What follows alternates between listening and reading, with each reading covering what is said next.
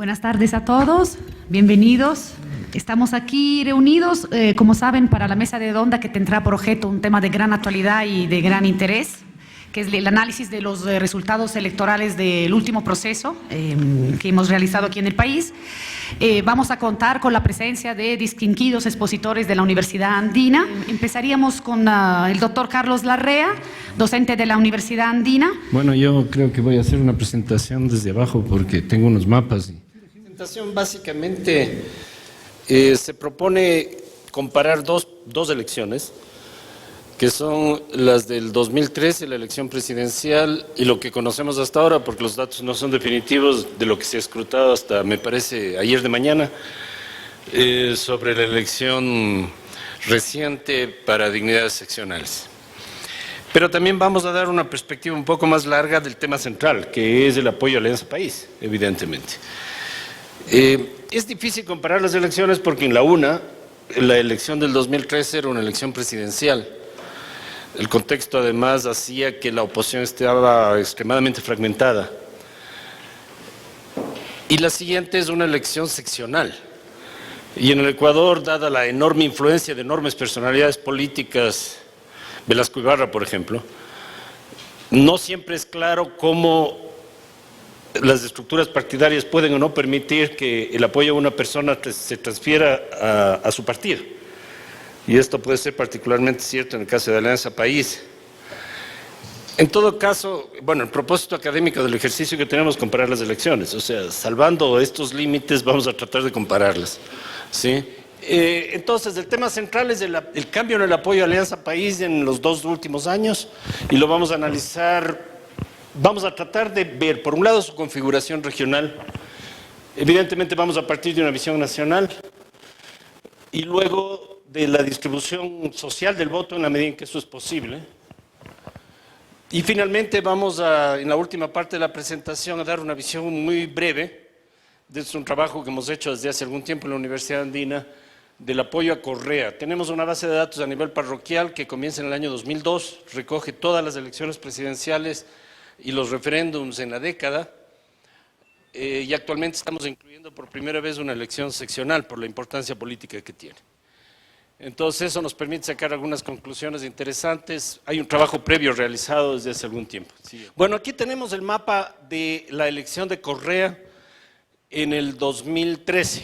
Digamos, este es el porcentaje de votos por Correa sobre el total de votos emitidos.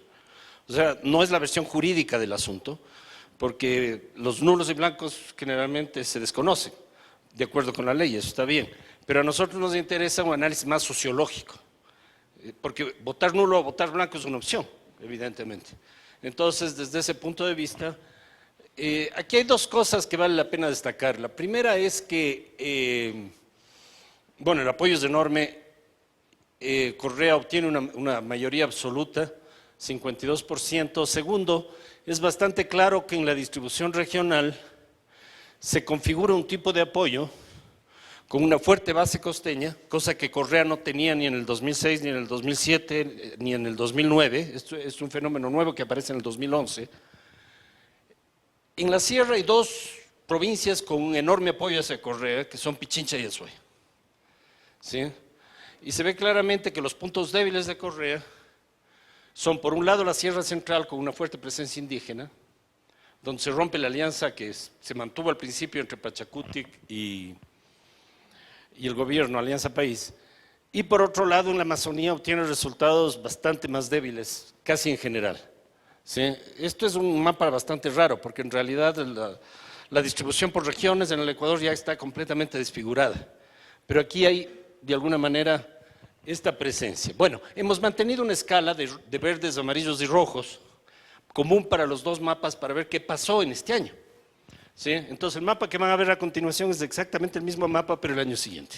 Como ven ustedes, podemos decir, tal vez regresemos y pasemos un par de veces, ¿sí? Ustedes pueden ver un cambio enorme. Nos vamos a detener en este nuevo resultado. Aquí la situación, por un lado hay un cambio enorme, y esto es algo que probablemente los resultados definitivos tengan alguna variación, pero este rato que ya que esté escrutado la gran mayoría de votos, esa variación va a ser muy pequeña, tal vez 1 o 2%. Lo que vemos es que el apoyo a Alianza País cae en más de un tercio, en un año. O sea, baja del 52% de los votos emitidos al 31%. Hay algo de apoyo en alguna fracción de Orellana, pero en todo caso eso es un poco los lugares más bien escasos donde el apoyo a Correa alcanza un nivel más o menos comparable al que tenía. Aunque en todos los casos, casi todos los casos significativos hay una declinación. Vamos a hacer un análisis justamente de este cambio con cierto detalle. Entonces, en el siguiente mapa, aquí lo que hacemos simplemente es analizar el cambio, o sea, la diferencia para cada cantón entre el voto del 2013 menos el del 2014, o sea, cuánto aumentó o disminuyó comparado con lo que tenía. O sea, no es un cambio en puntos porcentuales, sino simplemente es una especie de tasa de cambio. ¿Sí? Ponemos en verde aquellos lugares donde Correa sacó en la elección seccional en el 2014 más de lo que sacó en el 2013. Y en amarillo o rojo los lugares donde perdió. Una parte importante de su apoyo. En promedio, como ven ustedes, la pérdida es del 40%, que es bastante grande. ¿Sí? Y aquí aparecen cosas interesantes, por ejemplo, Manabí, que fue en el año pasado, el año pasado fue un bastión muy fuerte de Correa. Es interesante, ¿no? Es un cambio bastante pronunciado. Otro cambio que es muy, muy importante es la pérdida de la Azuay, porque la Azuay ha sido la provincia correísta más dura del país hasta anteayer, digamos. Y actualmente aparece en un tono de amarillo que ya es tomate oscuro. O sea, es un cambio muy significativo, es un deterioro fuerte. Pichincha es otro ejemplo importante, excepto un cantón que me parece que es Mejía. En la Amazonía también hay un deterioro, pero está matizado, pero eso debe interpretarse bien, porque lo que pasa es que en la zona Shuar, que es la Amazonía centro-sur, fue la única región donde el apoyo a Correa en el 2013 fue tremendamente débil. Hay algunas áreas donde sacó el 5% de los votos. Sí. Y ahora resulta que saca el 20%, entonces resulta que el apoyo a Correa se multiplica por 4, un exitazo. Pero claro, pasar de 5 a 20 en una provincia amazónica no va a cambiar la realidad nacional. Ese es un poco el problema, ¿no? Entonces, aquí vemos que el deterioro no está concentrado en una región, por lo menos entre las dos regiones más importantes en términos electorales, Sierra y Costa, es más o menos homogéneo. Chimborazo puede ser una excepción por la alianza que hizo Pachacute con Alianza País. Sí, entonces, pero eso es muy difícil de interpretar. Nosotros hemos hecho una especie de trampa asumiendo que todos los votos son de Alianza País, porque es muy difícil saber cuánto de cada uno, ¿no? Pero de todas maneras, digamos, por eso es que aparece Chimborazo medio en verde, ¿sí? Pero eso en realidad es el resultado de una alianza, no de una ganancia política, ¿sí? Bueno, vamos a ver la siguiente. Aquí tenemos los municipios donde ganó Correa. Entonces vemos, en el comercio salió que perdió en 9 de las 10 ciudades más grandes del país, excepto Durán. Y vemos que las áreas donde mantiene cierta influencia son de nuevo la Cuenca del Daule, un pedazo de la provincia de Los Ríos, Naranjal, Esmeraldas y algunas áreas de la Amazonía, incluyendo algo de Orellana, dos municipalidades en Orellana, me parece Archidona o algo así, y unas pocas de Morona, Santiago, digamos. O sea, es un conjunto, claro, la Alianza País decía que son 60 municipios. Sí, pero son 60 municipios pequeños.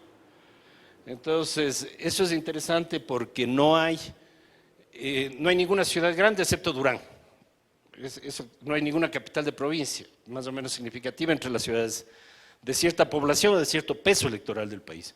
Por consiguiente, el fenómeno no está restringido a la crisis de Barrera, como apareció un poco al principio, sino que es un fenómeno nacional bastante generalizado, que tiene una serie de características particulares, pero de hecho es un cambio profundo en la estructura del electorado y un cambio que tiene una configuración bastante nacional. Siguiente. Bueno, la primera conclusión que aparece clara es esto, ¿no? Que Alianza País pierde, en la medida en que las elecciones son comparables, casi el 40% de su apoyo en un año. Y faltan algunos años más para el 2017. ¿Sí? El segundo punto es, como les decía, que no hay ningún movimiento que todavía tenga el peso de Alianza País en términos electorales. Sin embargo, hay un cambio bien importante y es que en muchas ciudades el electorado se polarizó, y un buen ejemplo es Quito. Eso no ocurrió en todas partes, pero básicamente el electorado de Quito votó por 2 candidatos, y todos los restantes sumaban el 5%, y un 10% nulos, más o menos esa es la estructura, nulos y blancos, ¿sí? Y eso ocurre en muchos lugares al mismo tiempo, es decir, un candidato de la oposición recibe un apoyo, recibe una cantidad de votos prestados, digamos, porque básicamente la elección se ve como un referéndum, como un plebiscito, a favor o en contra del gobierno, ¿sí? Y eso crea una situación específica que es muy distinta de la que se dio en el 2013, donde el candidato de Creo no logró capitalizar con la misma intensidad ese tipo de polarización, aunque también hubo polarización. La otra es que ya vamos a ver datos más detallados a nivel regional, pero la declinación es nacional. O sea, está concentrada en el electorado urbano, es tal vez un poco menos fuerte en la Amazonía, pero de todas maneras la Amazonía es la región donde el apoyo Correa es el más débil a nivel nacional, en general, y es un cambio bastante homogéneo, diría yo. Sin embargo, estamos tratando de mostrar, y es lo que vamos a hacer a continuación, que el deterioro se concentra principalmente en estratos medios y bajos urbanos. O sea, esta es un poco la lectura que provisionalmente estamos haciendo de los datos. Siguiente. Bueno, aquí esto es tal vez un poco difícil de ver porque no es lo suficientemente claro. Aquí está para cada uno de los cantones.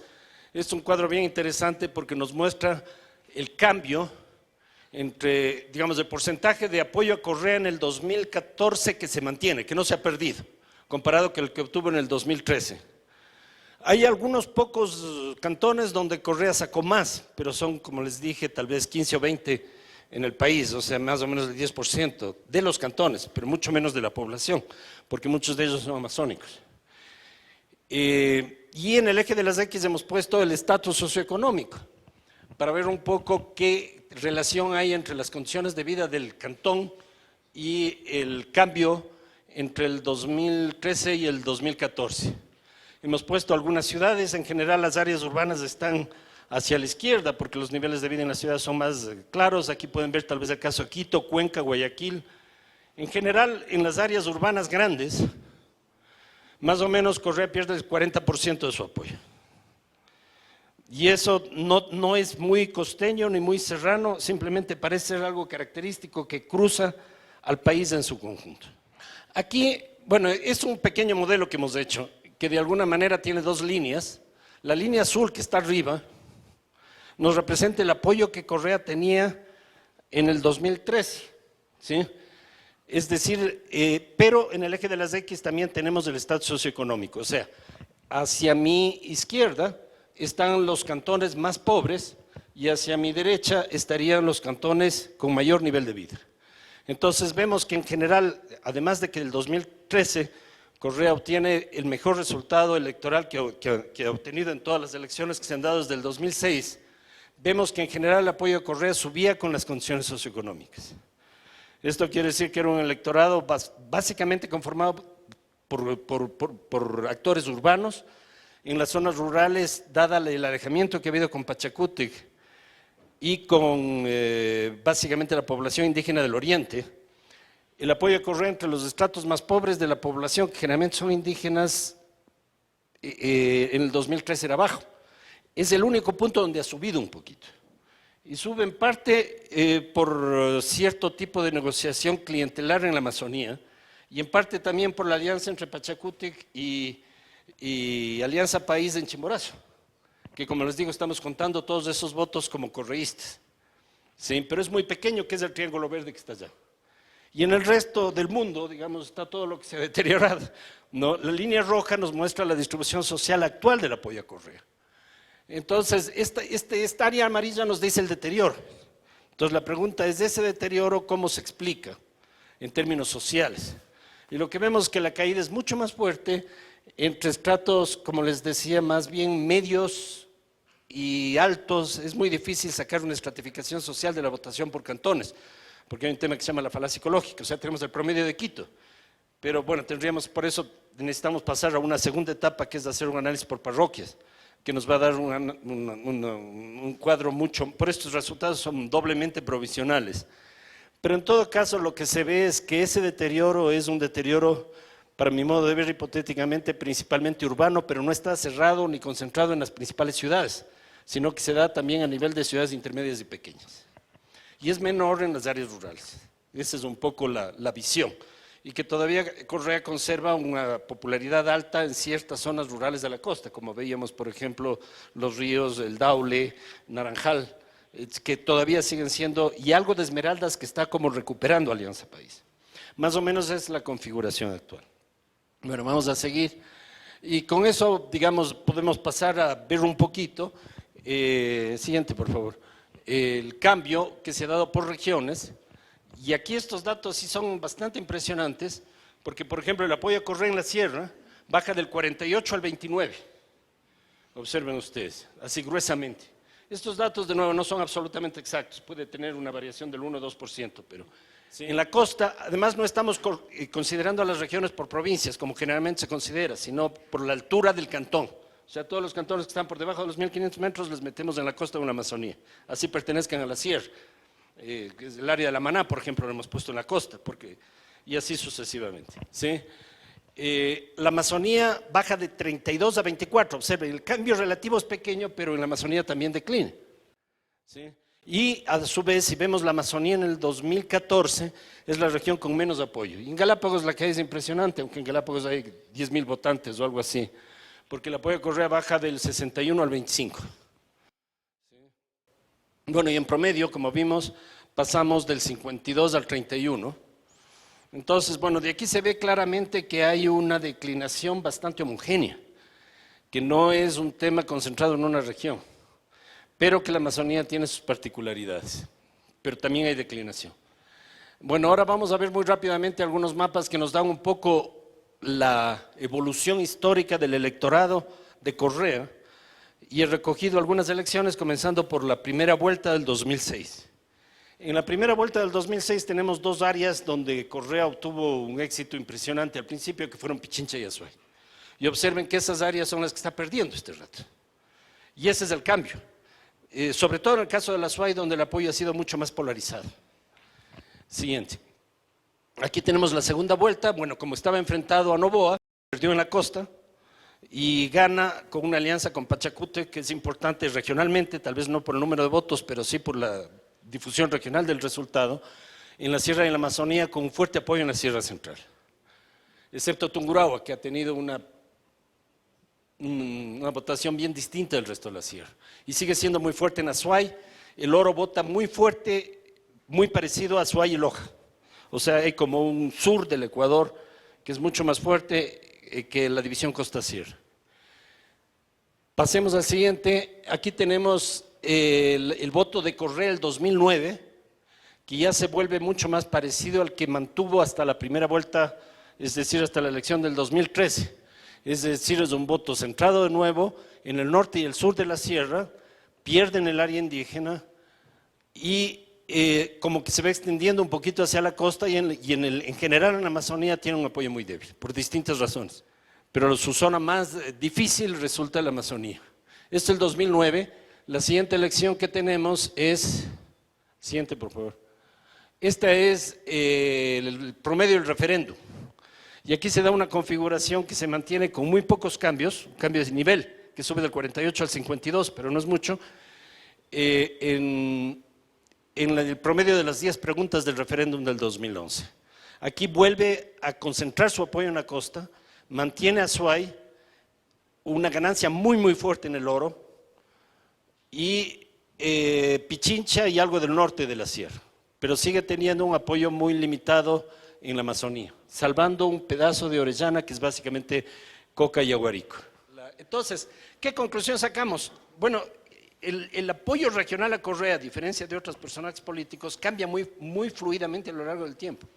O sea, comienza con apoyo serrano urbano, a partir del 2009 se torna un apoyo más rural y costeño, y actualmente se quedó en el Daule, más o menos. Entonces, está muy, muy diseminado, pero de todas maneras la configuración regional cambia, es bien fluida, es poco estable, Y en todo caso, un mensaje que puede aparecer claramente es que sí hay en todo caso, un cambio histórico, porque los niveles de cambio son muy fuertes. O sea, no solamente nos interesa la composición social del electorado, su distribución regional, sino básicamente la diferencia en el promedio nacional, que es bastante significativa. Bueno, con eso yo ya termino. Gracias.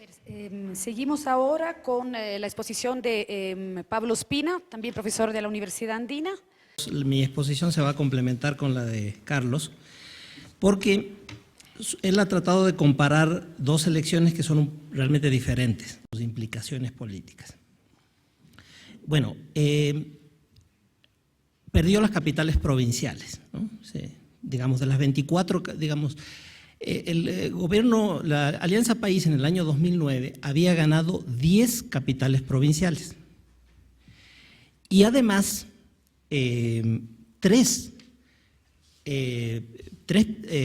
alcaldes que habían sido elegidos por otras agrupaciones políticas se pasaron a Alianza País y fueron a la reelección.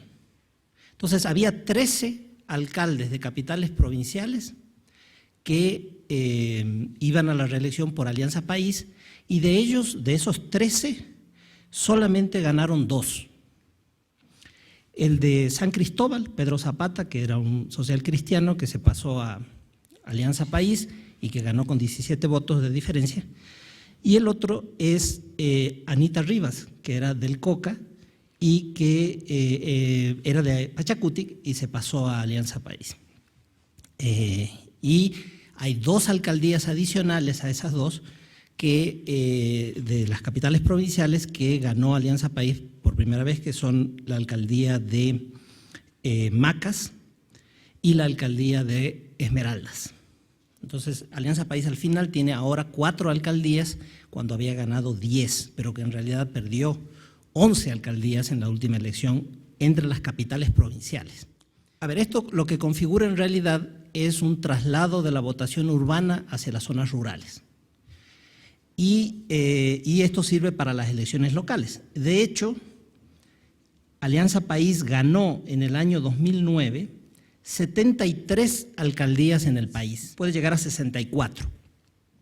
Pero claro, de esas 64 alcaldías, en general pierde en las zonas urbanas, ¿no es cierto? En Quito, por ejemplo, digamos en Pichincha, por ejemplo, Alianza País tenía 3 alcaldías en el año 2009 y ahora logra de nuevo 2.000 alcaldías, logra 3 alcaldías, pero pierde Quito y gana Machachi, ¿no? Pierde Rumiñahui, o sea, el Sangolquí, y gana San Miguel de los Bancos. Entonces, en realidad hay un traslado de la votación de Alianza País de las zonas urbanas hacia las zonas rurales. Algo que también ha mencionado Carlos en una perspectiva de más largo plazo.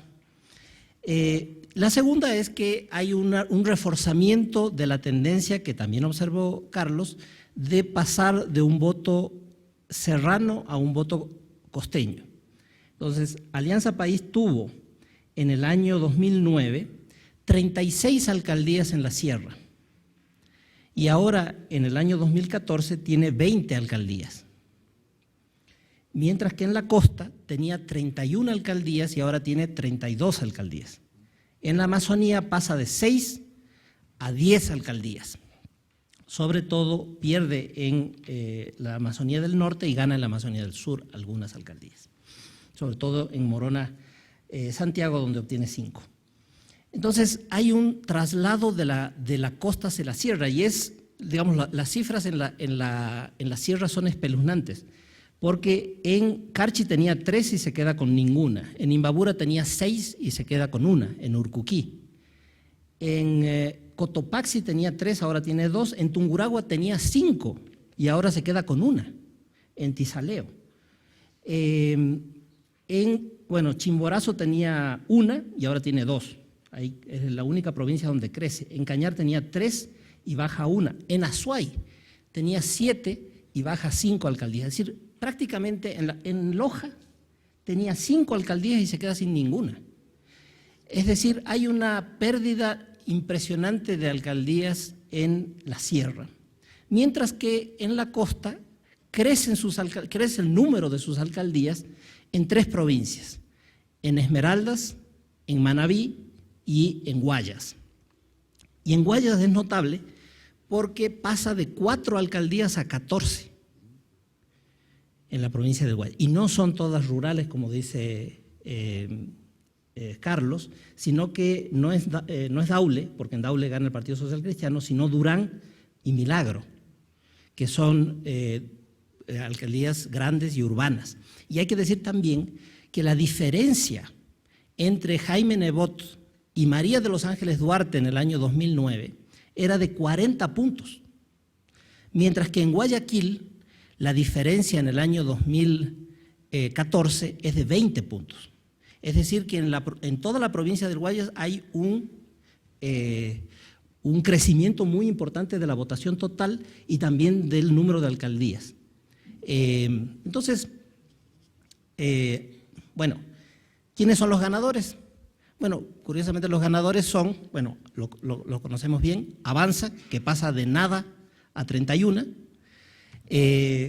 y Pachacutic, que sin tomar en cuenta Chimborazo, tiene 23 alcaldías y tenía, tomando en cuenta Chimborazo en el año 2009, 23 alcaldías también.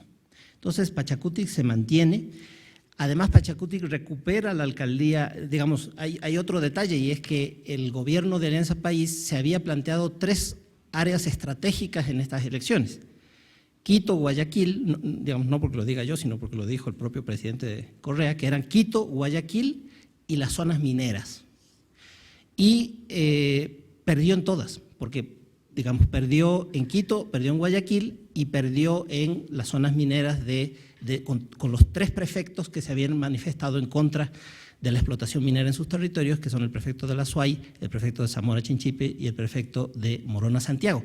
Además de eso, la coalición antiminera gana la alcaldía de Cotacachi, con lo cual en realidad ha perdido en casi todas las zonas mineras, aunque ha ganado algunas alcaldías, como dije, en Morona, y ha ganado la alcaldía con también muy pocos votos a Pachacutic, la alcaldía del Pangui, que es la zona donde está Cóndor Mirador, el proyecto Cóndor Mirador. Pero en general tiene una pérdida muy grande. Y en las prefecturas, además, el gobierno había, digamos, promovido la separación de 3 prefectos. La prefecta de Esmeraldas, la prefecta de Orellana, de Pachacutic, la primera del MPD, y el tercero, el prefecto de Cotopaxi, César Humajinga. Bueno, los 3 movimientos vuelven a ganar las elecciones en las 3 prefecturas que habían sido, los cuales habían sido destituidos. Entonces hay una derrota importante y una recuperación por parte de Pachacutic. Crece, avanza, y curiosamente se ha dicho, ¿no es cierto?, que durante, digamos, la lectura del gobierno y de Rafael Correa es que ha ganado la derecha. Pero la verdad es que la derecha, los partidos que podríamos clasificar como la derecha política, no ganaron. He mencionado ya que, aunque ganó la alcaldía de Guayaquil, Nebot, en realidad perdió votación. Además, es el Partido Social Cristiano y el PRE los que pierden las alcaldías en la provincia del Guayas. Además de eso, Sociedad Patriótica, que tenía 31 alcaldías en el año 2009, ahora se queda con 10. Entonces, claro, aparecen Creo y Suma, que recupera el número de alcaldías que habían perdido Sociedad Patriótica, y que pierde el PRE y que pierde el PRIAN. El PRIAN, por lo demás, se queda con una sola alcaldía, curiosamente en Caluma, en la provincia de Bolívar. Entonces, y claro, los ganadores son el Partido Socialista, que aparece con 13 alcaldías, curiosamente 8 en la sierra y 5 en la costa, donde nunca había tenido tanta votación, porque evidentemente, como todos sabemos, en realidad no son miembros del Partido Socialista, sino gente de Alianza País que usa la figura del Partido Socialista, la figura jurídica. Y Avanza, que tiene 31 alcaldías. Entonces, los que ganan en realidad no son los partidos de la derecha, aunque gana, por supuesto, Suma en Quito. Más bien los que ganan son los partidos de centro izquierda. El gobierno ha dicho que esos partidos son aliados del gobierno y tal vez sean aliados a nivel nacional, pero a nivel local eran los enemigos. Y lo que se muestra es que esos partidos, y especialmente Avanza, logra no solamente éxitos electorales con un partido independiente, sino que logra éxitos electorales contra Alianza País en las localidades, que eran sus rivales, no precisamente sus aliados. Bueno, entonces, ¿cuáles son, y termino con esto, digamos, esto muestra un panorama también de debilitamiento del poder electoral de Alianza País. Ese debilitamiento tiene que ser matizado, porque aunque pierde alcaldías, se mantienen en muchos casos los concejales, y eso no los tenemos los datos completos, pero de Quito sabemos perfectamente que pierde abrumadoramente la alcaldía, pero gana en el número de concejales. También sabemos que mantiene un cierto número de prefecturas, de hecho mantiene 7 prefecturas de las 9 que tenía, y con lo cual el factor de análisis de los problemas locales tiene una importancia muy grande en este resultado electoral y por lo tanto hay que matizar la comparación, me parece a mí, que ha hecho Carlos entre la elección nacional y la elección local. Entonces hay que matizarla. Sin embargo, es difícil llamarla a esto solamente remesón. Me parece que es en realidad claramente una derrota electoral del gobierno, porque ¿cuál es la derrota en el fondo, creo yo, del gobierno? Que el gobierno apostó todo su esfuerzo, toda su estrategia electoral, toda su estrategia comunicacional al traslado de votos de la figura presidencial hacia los candidatos locales. Y eso es lo que fracasó. Esa es la derrota, porque creían que lo que había pasado en el 2013, que hubo un inmenso traslado de votación del presidente hacia los diputados, podía repetirse en la votación de alcaldes. Y eso no lo creyó solamente Betty Tola y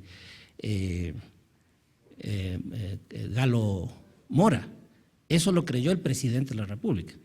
Y por eso es que toda la estrategia electoral estuvo armada sobre esa base. Y esa es la razón por la cual, ¿no es cierto?, no que Rodas está aliado con la CIA para desestabilizar al gobierno, sino que la razón por la cual se lanza a una nueva reelección, o está pensando en lanzarse a una nueva reelección, es que lo que esta elección les demuestra es que no pueden trasladar la votación a cualquiera, y que además hay el riesgo de que si le pasan a cualquiera, que creía que le podía dar a cualquiera para que sea elegido, si le pasa a cualquiera, además sus aliados pueden irse. Y si se van, pueden hacer mucho daño, como acaban de demostrar. Entonces, el problema que tiene es que él es el único candidato que puede mantener la alianza y asegurar, o tratar de asegurar, de aquí hasta el 2017 es medio lejos para preverlo, pero el único que podría mantener su votación. Entonces, una última implicación que para mí tiene esta elección es que después de las elecciones del 2013, todo parecía polarizado entre Alianza País, creo, y una coalición de derechas o de centro derechas, y después nada más. Después todo lo demás había sido barrido. Y bueno, estas elecciones locales hacen que emerja esta otra opción, de este otro conglomerado, esta otra coalición de grupos de centroizquierda, un poco al estilo de lo que pasó en el Azuay. ¿No es cierto? En el Azuay, Alianza País perdió votación, pero quienes capitalizaron esa votación no fueron los partidos de derecha, sino que fueron los partidos de centroizquierda. El MPD tuvo una de sus 2 únicas alcaldías, el Partido Socialista y el grupo de Paul Carrasco, que ganó 3 alcaldías, y Pachacuti, que le ganó a una antigua militante suya en Nabón. Entonces, esa aparición de otra coalición distinta, de esta posibilidad de una coalición distinta, era algo que en el escenario del 2013 no existía y que ahora por primera vez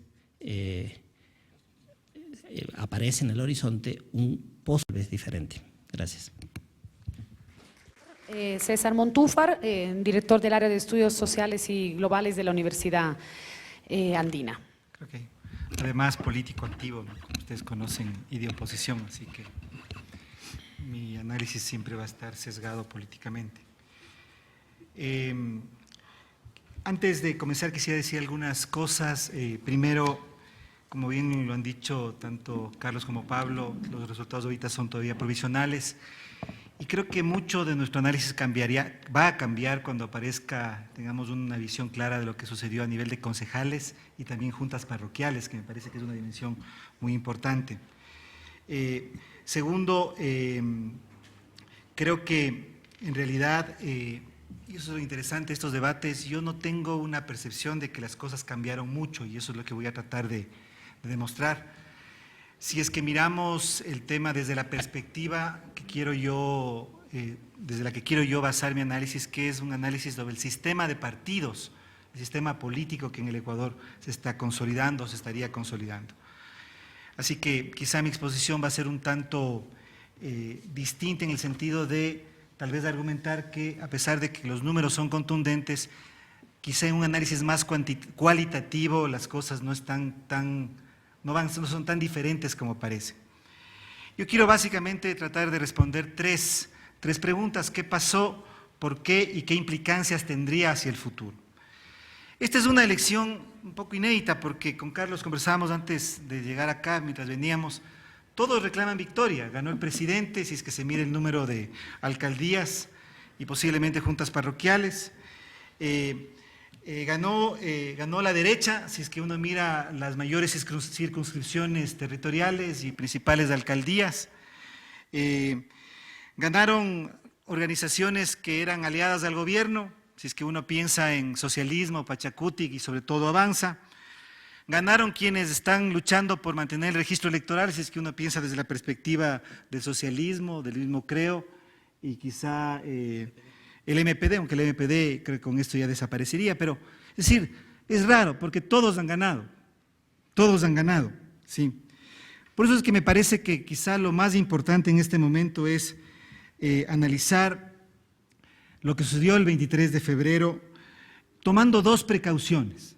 Primero, la que dije yo, en principio habría que ver el resultado global, también pensar en las juntas parroquiales y concejales. Segundo, despojarse, los políticos activos nos enamoran, análisis como los que ha hecho ahora Carlos, yo me sentí emocionadísimo mirando esos números, pero a veces los números pueden ocultar grandes realidades y creo que es necesario mirar con bastante objetividad lo que pasó, sobre todo quienes sufrimos del síndrome de la derrota durante 7 años, o sea, un resultado positivo pareciera como que estamos mirando el oasis en medio del desierto, o sea, uno puede engañarse. Y tercero, que es muy difícil trasladar un análisis de lo que sucede en una elección local hacia lo nacional, y me parece que ese es un tema bien importante porque de lo contrario me parece a mí que podemos llegar a gruesas distorsiones y caer en autoengaño, autoengañarnos. Por eso me propongo mirar a ver quiénes perdieron claramente. Y creo que quien perdió claramente es la llamada partidocracia. Yo creo que ahí sí hay un perdedor muy claro. Como bien dijo Pablo, en Guayaquil y en Guayas perdió mucho terreno el Partido Social Cristiano, en Guayaquil perdió terreno el Partido Social Cristiano, eso me parece que es importante, pero perdió Sociedad Patriótica, quien ahora ya tiene tarjeta amarilla, es decir, podría desaparecer como partido en la próxima elección. El PRIAN perdió y con esto ya pierde su registro electoral. Y creo que perdió aquello que en algún momento, durante casi 40 años, se llamó la estructura política quizá más sólida que existió en el país, que es la izquierda democrática. Creo que en esta elección se consumó el despedazamiento de la izquierda democrática y creo que eso es un dato histórico bien importante si uno mira el sistema de partidos. Lo que quiere decir que el viejo régimen político fue absolutamente sepultado. En esta elección yo creo que fue absolutamente sepultado. Y de esa perspectiva uno podría decir es un triunfo del correísmo. Si uno mira el sistema de partidos políticos. Creo que es muy difícil que Sociedad Patriótica reviva, por lo tanto, posiblemente en las próximas elecciones va a perder el registro, el PRIAN ya perdió. El Partido Social Cristiano tiene tarjeta amarilla, es decir, podría perder el registro en las próximas elecciones. Y bueno, la Izquierda Democrática en este momento yo creo que ya no se puede reconstituir. Creo que eso es un primer dato importante que ocurre el 23 de febrero. Un segundo asunto. No ganó la oposición, y eso creo que es bien importante tener presente. No solamente, como dijo Pablo, no solo que no ganó la derecha, no ganó la oposición. Salvo quizá en algunos casos muy puntuales, en algunas circunscripciones muy puntuales, como por ejemplo en las zonas mineras, en los cantones mineros. Creo que ahí ganó la oposición, pero sectores pequeños. Sí ganó la oposición en Guayaquil, si es que pensamos que Nebot representa una línea de oposición, que creo que es sensato decir. No creo que ganó la oposición en Quito, me parece que es una hipótesis que podemos manejar. Creo que si uno mira el electorado que votó por Mauricio Rodas, me parece que es un electorado que al menos tiene tres vertientes. Una, el liderazgo personal de él, que creo que no se puede negar. Segundo, un antibarrerismo, pero un antibarrerismo que es correísta en muchos casos y no correísta en otros. Es decir, creo que ahí hay algo que no se puede llamar oposición necesariamente. Sí hay un antibarrerismo anticorreísta, pero hay un antibarrerismo correísta que quizá es bien importante en términos cuantitativos. Y creo que tampoco es despreciable el caudal de votos que le trasladó Ricaurte, que tampoco es oposición, que es más bien una corriente de apoyo electoral bastante basado en relaciones clientelares. Es decir, entonces yo sería muy escéptico en decir que en Quito ganó la oposición. Lo mismo que podríamos decir de Azuay en el caso de Cabrera, aunque sí Carrasco presentaba una plataforma y una línea política de oposición. Entonces yo diría, no solo que no ganó la derecha, como dijo hace un momento Pablo, pero creo que tampoco ganó la oposición, salvo circunscripciones muy, pero muy, muy precisas. Y creo que eso es un tema también muy importante. ¿Qué me parece que pasó? Si uno trata de hacer un análisis cualitativo, y esto lo digo a manera de hipótesis, yo creo que hubo un desplazamiento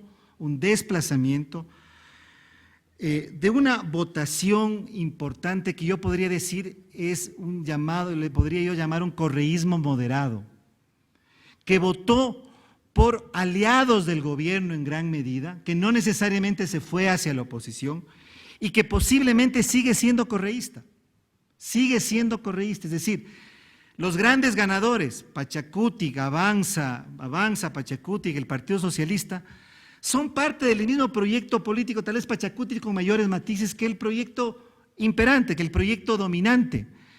La campaña, ustedes me pueden contradecir quizá, fue en contra de los candidatos locales, no fue contra el candidato nacional, no fue por el proyecto nacional.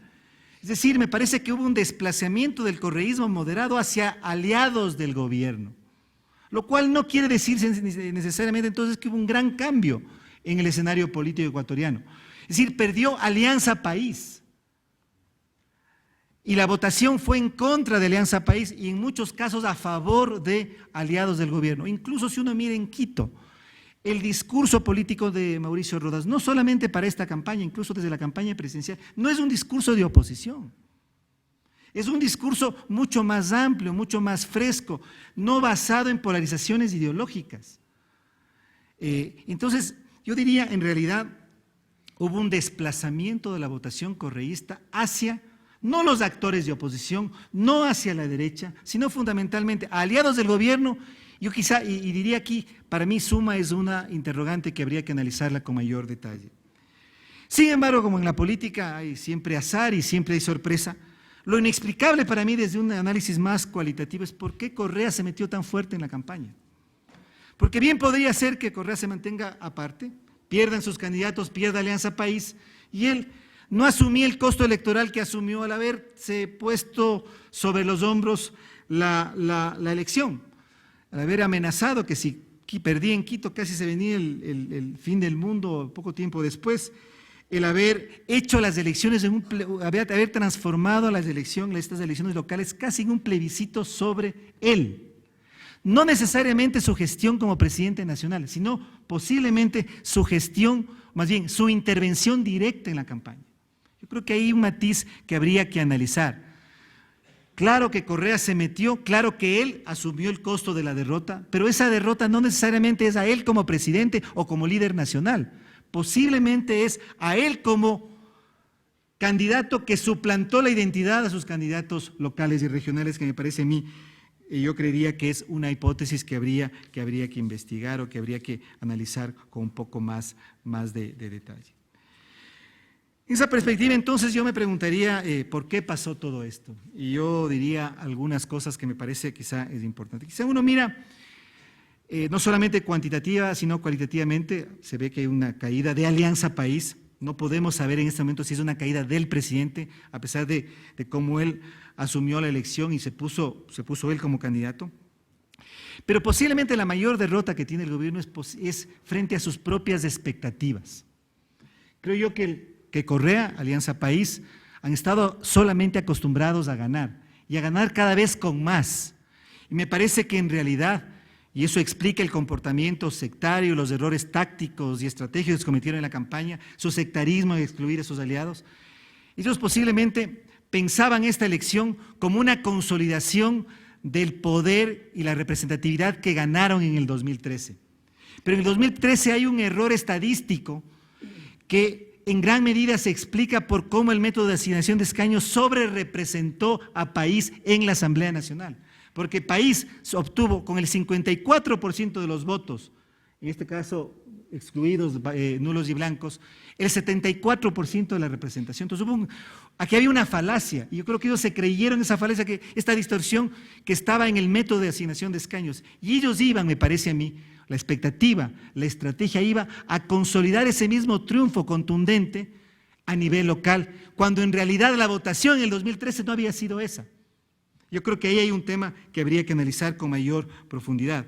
Creo que, entonces, me parece que aquí fallaron por un complejo de Tarzán, un complejo napoleónico, el mismo complejo que tuvo, lo mismo que le sucedió a Hitler posiblemente en el año 41, cuando ganando la guerra en el occidente, decidió invadir la Unión Soviética y ahí las cosas se le complicaron. Yo creo que por ahí quizá hay una explicación. En segundo, yo creo que hay que analizar, ya mirando las elecciones locales, lo que significa el poder local y el liderazgo local, las dinámicas locales, las necesidades locales. El correísmo no miró para esta elección. Y creo que allí este intento de traspasar la votación desde el candidato mayor hacia los locales, finalmente, y de forma evidente más bien, terminó aniquilando el liderazgo que tenían sus propios candidatos, y eso creo que le hizo mucho mal a la campaña de País. Y habría que pensar también como una hipótesis, si es que esta intervención tan abierta de Correa y este fracaso tan abierto de Correa en una intervención como esta, de una u otra manera podría significar ya un desgaste de la retórica, de la propia estrategia comunicacional del gobierno, de ese arrastre electoral que la locomotora Correa ha tenido en los últimos 7 años. Me parece que habría que analizar esas posibles respuestas, que yo las diría de manera hipotética, como más preguntas que afirmaciones respecto al por qué sucedió lo que sucedió. Para concluir, ¿qué implicancias veo yo hacia el futuro? Primero, creo que se aceleraron los tiempos políticos, ha vuelto de alguna manera la incertidumbre. Correa, a pesar de que yo diría las cosas no están claras, de que cambió demasiado el escenario electoral, perdió contundentemente cuando él puso la cara, y me parece que eso es importante. Y creo que el tema de la reelección se convierte en el tema fundamental. Porque, como bien lo dijo Pablo, lo que ha quedado demostrado es que solo Correa puede ser candidato. Solo Correa puede ser candidato.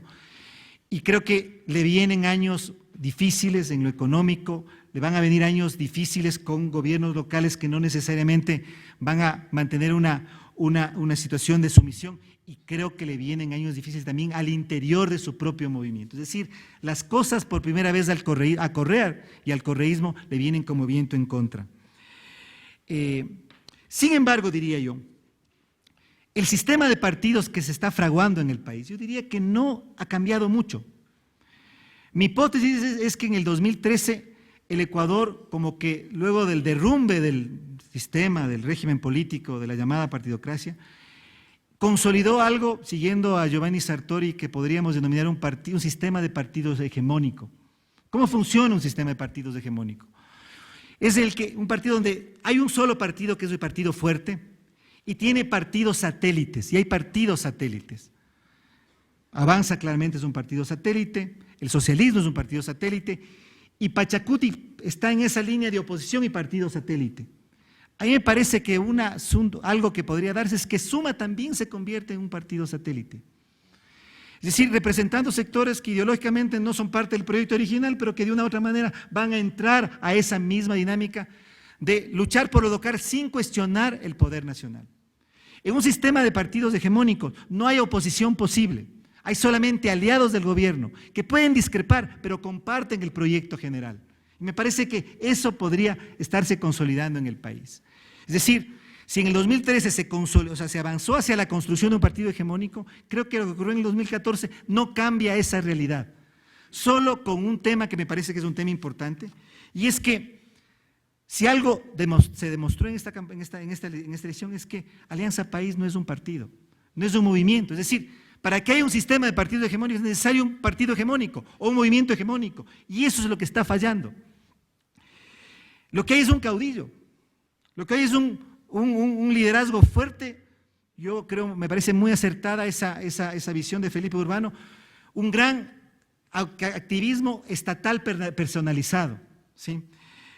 Pero sin organizaciones políticas, con maquinarias electorales como el mismo país, como Suma, como el socialismo, como Avanza, como el socialismo, como posiblemente podría convertirse Suma. Pero que tiene esa debilidad de que no hay organizaciones políticas. Y me parece que ese es el principal problema que tiene el proyecto dominante para consolidarse a futuro.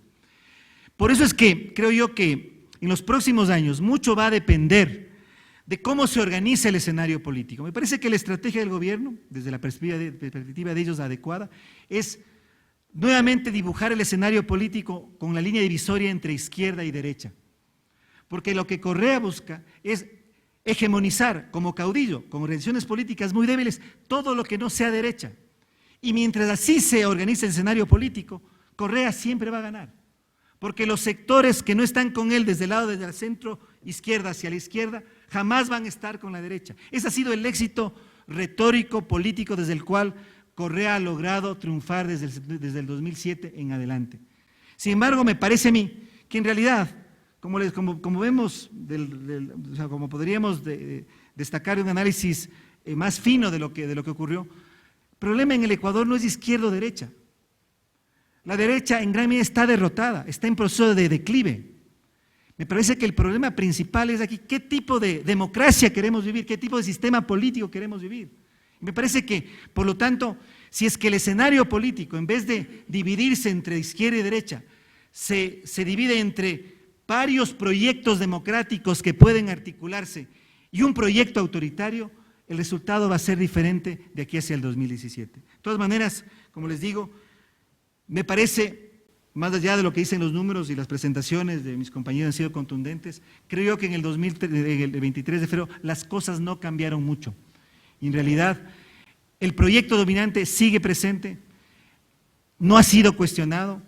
Habría que ver cómo el presidente, que tiene una gran capacidad política y una gran capacidad de recuperación, puede sortear los próximos años que se le vienen muy difíciles, para poder, creo yo, consolidar su poder, o en otra perspectiva se puede abrir el camino para otro tipo de organización del escenario político y por lo tanto un cambio, sí, del sistema de partidos y el régimen político. Muchísimas gracias.